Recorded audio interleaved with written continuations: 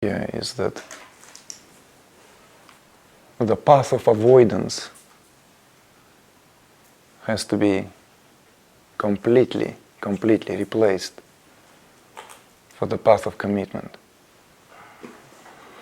Because avoidance is essentially a skillful strategy that we create in order to keep looking away from what's staring at us or staring us right in the face. And every opportunity, every encounter is that. Internal or external, makes no difference. Every encounter is that. But we have created the culture of avoidance. We avoid skillfully, applying all the tricks in the book to just doing that. And what marks someone who essentially realizes that there is, here and now, I'm going to make that departure. I'm going to make that breakthrough right here, right now, and I will end the path of avoidance, where I will essentially face everything in the light of my own awareness, as my own awareness, know where to go from there. From that moment on, we're no longer finding, little kind of alleys, safe cul-de-sacs where we can, okay, I'll go here, let's see where it goes. We know it doesn't go anywhere. We know it doesn't lead anywhere. It's a path of avoidance. And this is essentially committing to what deep inside of the innermost being we desire. And what is it we desire? It's very simple. It's life lived in freedom, happiness, and pure joy. It's not a high philosophy, it's not a rocket science. That's a legitimate desire of every human being. It's like every plant reaches to the sky because it reaches towards the sun. Wherever you put that seed, however deep down into the black soil of the earth, it will eventually find its way. It will unfurl, uncurl, and find its way until it will pierce that ground and surface. So the first touches of the green would essentially allow that to open towards the light of the sun, so that it can absorb all that beauty of that, what is called in the process of photosynthesis, and bring that into the world. And that's precisely what the human soul is. It's destined and designed to uncurl so that it can literally absorb the light of its own awareness, just as the sunlight being absorbed by the plants. And through that very beautiful, very profound, very mysterious and subtle process of transforming the quality of light into the sap, so that it then can nourish this planet. It nourishes this planet because if not for the plants, there will be no oxygen on the planet. The billions of years of evolution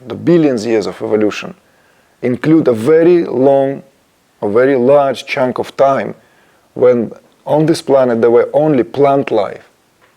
Why that is so? So that to create a layer of oxygen so that the more complex consciousness can come and live, eventually culminating in the consciousness which can breathe, eventually culminating in highly evolved organisms equipped with vertebrae that they can breathe. They can literally breathe, inhale and exhale. In that analogy, in likewise analogy, this is the process of awakening. This is the process of reaching towards the sun of your own luminosity, the inner sun in this case. And that sun shines bright, right at the epicenter of your own heart. The sun of your awareness. So this commitment has to be made consciously to end the path of avoidance. And it immediately creates this very powerful realignment, and it mobilizes us, because we no longer are being entertained by all these ideas that somehow have entered, that we can just skip or skim the surface, just glide on the surface of life and somehow find enjoyment in that. It's not going to happen. It's just simply not going to happen, because it's not where the really light is. All these are reflected surfaces. The light shines, essentially, and that light cannot be perceived through the retina. The light of your own awareness is not perceived through the retina of the eye, is not perceived through the touch, not at this stage, not at this phase.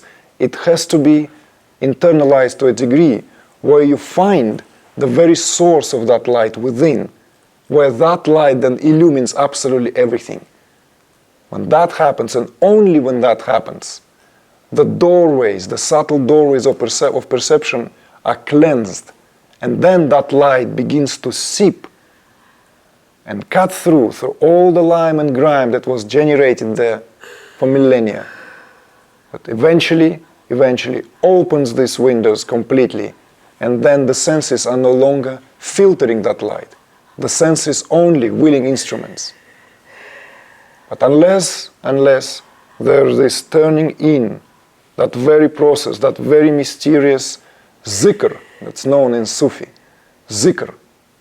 It is translated very often as remembrance of God. Zikr, and remembrance of God. That's why in Muslim culture, the praise 5 times a day, that call to praise 5 times a day. So there is this frequency. But it is not only on the level of remembrance to prayer or remembrance of God in terms of remembrance of God as an object of your attention. Yeah. This zikr, it's literally turning in. And since Sufi is the inner core of that particular way, hence this essentially have been understood through direct experience, that it is through repeated turning within that realization of our divine essence is reached.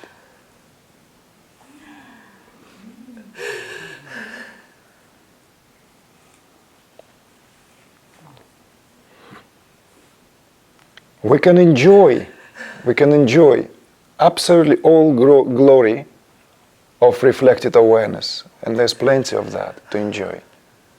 It is not to turn our face away from the beauty of this physical world. This is, of course, not what is being conveyed here. Because the beauty of this world, the physicality of this world, is a precious form, a precious container, which contains the very kernel, the very essence of that beauty. So of course it's not an invitation somehow to bypass or turn away from the physical beauty of the world, from the beauty of the world which is allowed legitimately to be experienced through the instrumentality of the senses, through the organs of cognition as these marvelous instruments which allow that possibility. However, unless that uncompromising turning within takes place, we are always drawn out of ourselves to try to find that fulfillment on a surface plane of existence. We are always being pushed out into the horizontal plane of life. Always, because we are not yet living the glory of inner light. The luminosity has to be unlocked fully. When it shines absolutely clearly from within, from nowhere but within your own heart, there is no way it can be eclipsed by any experience and anything. No experience is the hindrance. No experience, positive or negative, no longer even enters the language, no longer even enters the dialogue. Hence this uncompromising commitment is to rediscover that, what illumines everything. And that is hidden nowhere but within your own heart. It cannot be found on any planes of existence, no matter how refined. It cannot be found on any glorious experience on a physical plane, no matter how profound that experience is. This is a very clear, simple and direct realization, which creates that commitment.